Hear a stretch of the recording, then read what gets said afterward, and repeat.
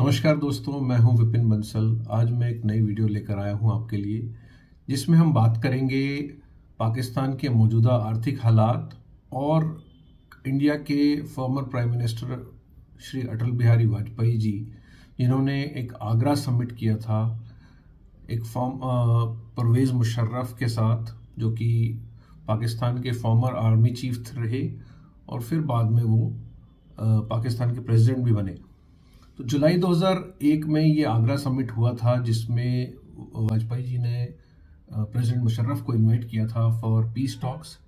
और वो चाहते थे कि जो पुराने आउटस्टैंडिंग मुद्दे थे इंडिया के पाकिस्तान के साथ, उनको डिस्कस किया जाए। ये तुरंत 1999 में इंडिया ने कारगिल वॉर लड़ी थी पाकिस्तान के साथ, और ठीक उससे पहले वाजपेयी जी ने प्राइम मिनिस्टर नवाज शरीफ के साथ एक पीस टॉक शुरू करने की कोशिश की थी, और उन्होंने एक लाहौर एग्रीमेंट भी साइन किया था।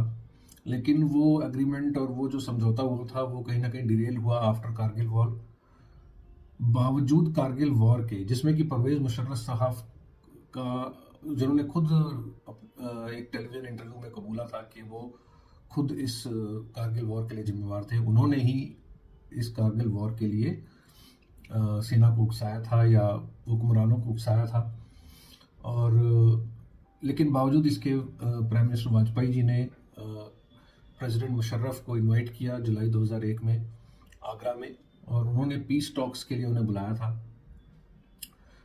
और तब की बात, तब मैं एक छोटा बच्चा ही था, लेकिन हाँ, तब मैं ये सब पढ़ता था न्यूज़पेपर में और मैगजीन में, और मुझे बड़ा शौक था। तब मुझे एक बात बड़ी याद रही कि वाजपेयी साहब ने बोला था कि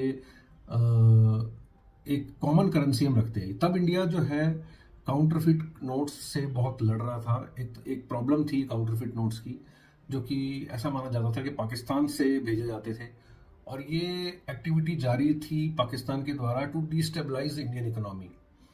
तो कहीं ना कहीं उन्होंने पाकिस्तानी अथॉरिटीज़ को टटोलने की कोशिश की इस पेशकश से कि भाई एक कॉमन करेंसी रखते हैं। लेकिन प्रेसिडेंट मुशर्रफ ने सिरे से इसे नकार दिया। उन्होंने कहा कि this is not the right time for this. और ये कहीं ना कहीं इंस्पायर्ड था यूरोपियन यूनियन ने जो यूरो लॉन्च किया एक कॉमन इकोनॉमिक इंटरेस्ट के लिए, स्टेबिलिटी के लिए, उससे ये आइडिया इंस्पायर्ड था कि भाई अगर वो 12 कंट्री उन्होंने शुरू किया, 12 कंट्रीज ने मिलकर शुरू किया था यूरो, जो कि आज के दिन 20 कंट्रीज हैं।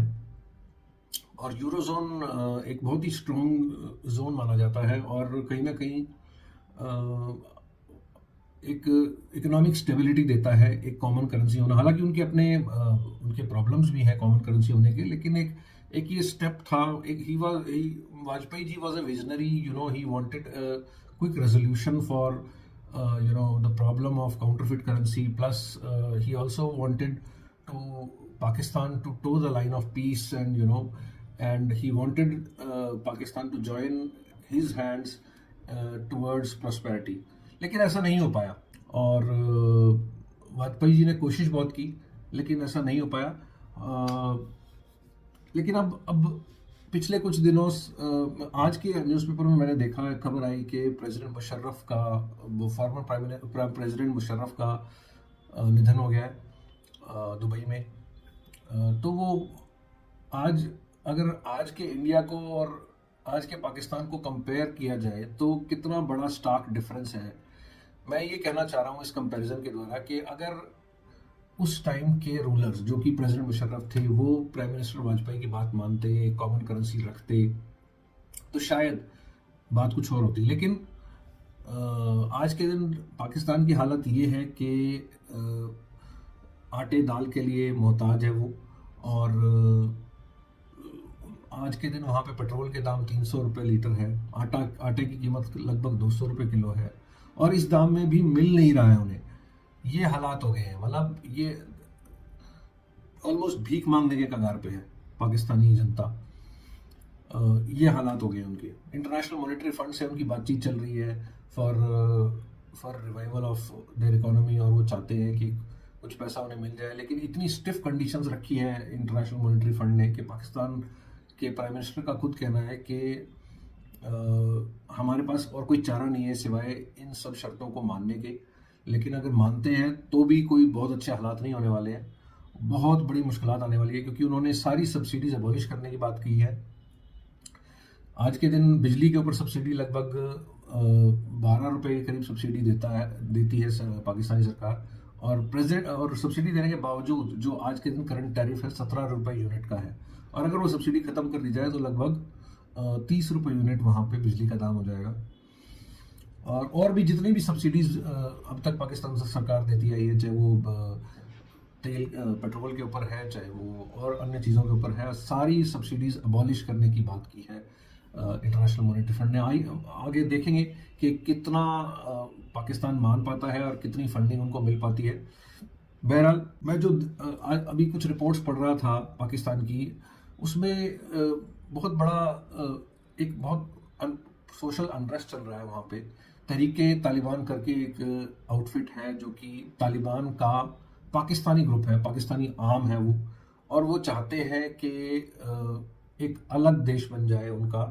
तहरीके तालिबान जो है वो खैबर पख्तून जो उनका प्रोविंस है पाकिस्तान का, उसको अलग करके एक अलग देश बनाना चाहते हैं और उसको अफगानिस्तान से मिलाना चाहते हैं। तो जब से अमेरिका ने अफगानिस्तान को छोड़ा और वहाँ तालिबानी हुकूमत आई वापस, तब से ये उनकी प्रोमिनेंस बहुत बढ़ी, और कहीं ना कहीं इमरान खान सरकार ने भी उनको बढ़ावा दिया। और आज के दिन हालात ये हैं कि पाकिस्तान एक इंटरनल इम्प्लोजन के कगार पर खड़ा है और उसके कई टुकड़े हो सकते हैं। बलूचिस्तान प्रोविंस में एक अलग स्ट्रगल चल रही है, वो अपने को अलग एक प्रोविंस चाहते हैं। सिंध में एक अलग स्ट्रगल चल रही है, वो एक अलग प्रांत चाहते हैं। गिलगिट बाल्टिस्तान में एक अलग स्ट्रगल चल रही है जो कि पाक ऑक्युपाइड कश्मीर का हिस्सा है, वो एक अलग हिस्सा चाहते हैं। तो एक कहीं ना कहीं इतना ज़बरदस्त स्ट्रगल चल रही है कि कई टुकड़े हो सकते हैं इस टाइम पाकिस्तान के। तो मैं कहीं ना कहीं कंपेयर करता हूँ कि इंडियन लीडर्स या इंडियन जो पॉलिटिशियंस थे, वो कहने को ठीक है, उनके ऊपर उनको भी क्रिटिसाइज किया जाता है, उनको भी करप्ट कहते हैं, उनको भी सेल्फ सर्विंग इंटरेस्ट उनका माना जाता है, लेकिन कहीं ना कहीं still they are much more nationalist than Pakistani politicians, जो हमेशा से ही इन्फ्लुएंस्ड रहे। पाकिस्तानी पॉलिटिशियंस हमेशा से ही इन्फ्लुएंस्ड रहे कहीं ना कहीं एक्सट्रीमिस्ट्स के द्वारा, जो इंटरनल एक्सट्रीमिज्म था उनका। और दूसरा एक जो प्रीडेटरी चाइना जो बैठा है, उसका एक अपना सेल्फ सर्विंग इंटरेस्ट था, वो भी कहीं ना कहीं एक पाई चाहता था कश्मीर का, और कहीं ना कहीं डिमीन करना चाहता था इंडिया को वो पाकिस्तान से मिलके। तो वो पाकिस्तानी रूलर्स ने कहीं ना कहीं चाइना के इन्फ्लुएंस में भी डिसीजन लिए, और वो वेस्ट के इन्फ्लुएंस में तो थे ही, जो कि एक उनकी डिवाइसिव पॉलिसी रही है शुरू से, to divide all nations in this Indian subcontinent so that they don't get united. तो आज के दिन आप इंडिया को देखें तो कहीं ना कहीं वाजपेयी जी ने एक सपना रचा था उस टाइम, मुझे ध्यान है, वो चाहते थे कि एक वर्ल्ड क्लास इंफ्रास्ट्रक्चर बने हमारा भी, ताकि इंडियन इकोनॉमी बहुत तेज़ी से आगे बढ़े, जीडीपी हमारी बहुत तेज़ी से आगे बढ़े। और आज के दिन जो नेशनल कैपिटल रीजन में हम जो ईस्टर्न पेरिफेरल एक्सप्रेसवे और वेस्टर्न पेरिफेरल एक्सप्रेसवे देखते हैं, ये कहीं ना कहीं वाजपेयी जी ने ही शुरू किया था, जो कि मोदी सरकार ने इसे कंप्लीट किया। और आज के दिन भी जो करंट गवर्नमेंट है वो इंफ्रास्ट्रक्चर के ऊपर काफ़ी ध्यान दे रही है, और जैसा कि विज़न दिखाता है, आपने अभी बजट की स्पीच भी सुनी होगी फाइनेंस मिनिस्टर की, उसमें $5 ट्रिलियन इकोनॉमी को अचीव करना चाहते हैं एज सून एज पॉसिबल, और शायद 2025 तक या 24 तक ये अचीव कर सकते हैं, अगर इसी तरह से जिस तरह से जीडीपी बढ़ रही है उसी तरह से बढ़ती रहे, और जिस तरह से इंफ्रास्ट्रक्चर डेवलपमेंट हो रहा है उसी तरह से होता रहे।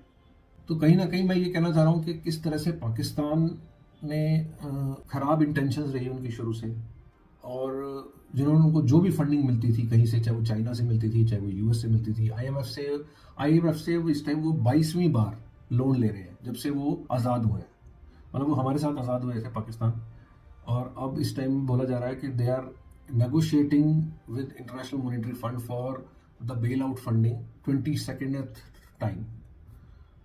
तो जो कि दर्शाता है कि कितनी ख़राब हालात रही पाकिस्तान की, और किस तरह से उन्होंने पैसा सिर्फ और सिर्फ इंडिया के अगेंस्ट यूज़ किया by exporting terrorism into India.